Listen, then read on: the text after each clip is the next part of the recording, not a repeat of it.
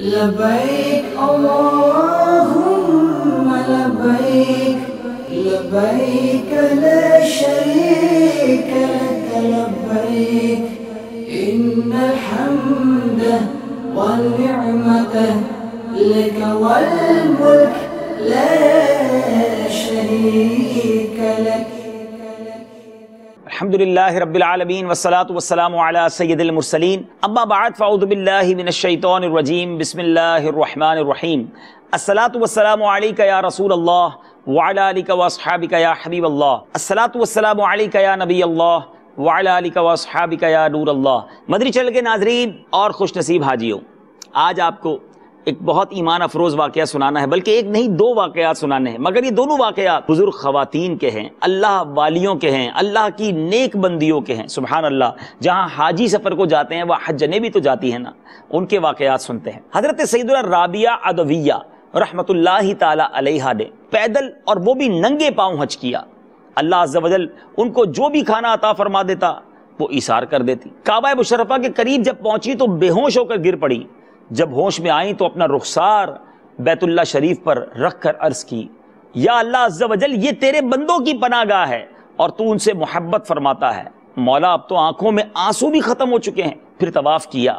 سعی کرنے کے بعد جب وقوف عرفہ کا ارادہ کیا تو مخصوص ایام شروع ہو گئے.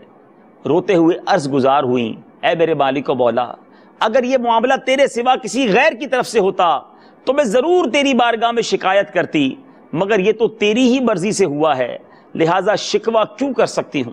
یہ کہتے ہی انہیں ہاتف غیبی سے آواز آئی، اے رابعہ، ہم نے تیرے سبب تمام حاجیوں کا حج قبول کر لیا اور تیری اس کمی کی وجہ سے ان کی کمیاں بھی پوری کر دی. اللہ اللہ اللہ، کیا بات ہے اللہ والوں کی. ان کے صدقے اوروں پر کرم ہوتا ہے. مقبولین کے صدقے حج قبول ہوا کرتے ہیں. حج کے سفر میں ہم نہیں جانتے کہ کتنے اولیاء کرام، کتنی ولیات جو ہیں، اولیات جو ہیں وہ اس سفر میں موجود ہیں. اللہ ان بزرگوں کے صدقے ہمیں سفر کی برکتیں بھی عطا فرمائے. ایک اور واقعہ سنیں. حضرت سیدنا ذوالنون مصری علیہ رحمۃ اللہ الکوی فرماتے ہیں کہ حضرت سیدتنا ام داب علیہ رحمۃ اللہ الوہاب کا شمار بلند پایا صالحات اور عابدات میں ہوتا ہے. ہر سال مدینہ منورہ سے مکہ معظمہ پیدل حج کرنے آیا کرتی. ان کی عمر 90 برس کی ہوئی تو بیدائی چلی گئی. جب حج کا موسم آیا تو کچھ حجنے جو ہے وہ حج کی روانگی سے پہلے آپ کی زیارت کے لیے حاضر ہوئی. آپ کا شوق اور بڑھ گیا، بے قرار ہو گئی. رب غفار کے دربار میں عرض کی، یا اللہ عز و جل تیری عزت کی قسم، اگرچہ میری آنکھوں کا نور جا چکا ہے مگر تیرے دربار کی حاضری کا شوق اب بھی میرے دل میں موجود ہے. پھر احرام باندھ کر لبیک اللہم لبیک کہتے ہوئے حج کے قافلے کے ساتھ چل پڑیں. آپ عورتوں کے آگے آگے چلتی اور چلنے میں ان سے سبقت لے جاتی. 90 سال عمر تھی. حضرت سیدنا ذوالنون مصری فرماتے ہیں میں نے ان کے حال پر بڑا مجھے تعجب ہوا. ہاتف غیب سے آواز سنائی دی، اے ذوالنون، کیا تم اس بڑھیا پر تعجب کرتے ہو جسے اپنے مولا عز و جل کے گھر کا شوق ہے؟ پس اللہ عز و جل نے لطف و کرم فرماتے ہوئے اسے اپنے گھر کی طرف چلا دیا ہے اور اس کو طاقت بھی عطا فرمائی ہے. اللہ غنی. سفر کو جاتے ہیں اور وہ بھی سفر حرمین ہو، طاقت بھی رب عطا فرماتا ہے. اپنی کمزوری کو خاطر میں نہ لائیں کہ میں کیسے یہ سب کچھ کروں گا. ارے جب بلایا آقا نے خود ہی انتظام ہو گئے. جب یہ سفر کی سعادت ملتی ہے نا تو طاقت ہمت بھی اللہ ہی عطا فرماتا ہے. بس آپ ہمت کیجئے، حرمین طیبین کے سفر پر قبر بستہ ہو جائیے. کسی کے ہاتھ نے مجھ کو سہارا دے دیا ورنہ کہاں میں اور کہاں یہ راستے پیچیدہ پیچیدہ. اللہ ہم سب کو یہ مبارک سفر بار بار نصیب فرمائے. اچھی نیتوں کے ساتھ یہ واقعات پیش کیے تاکہ مزید شوق حرمین دل میں پیدا ہو.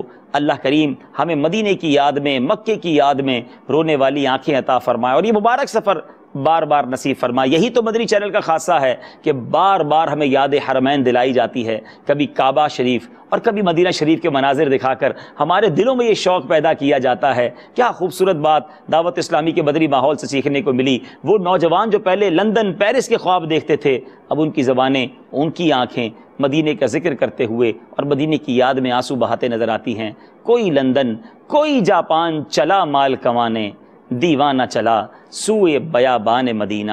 خدا گر قیامت میں فرمائے مانگو، لگائیں گے دیوانے نعرہ مدینہ. مدنی چینل دیکھتے رہیے.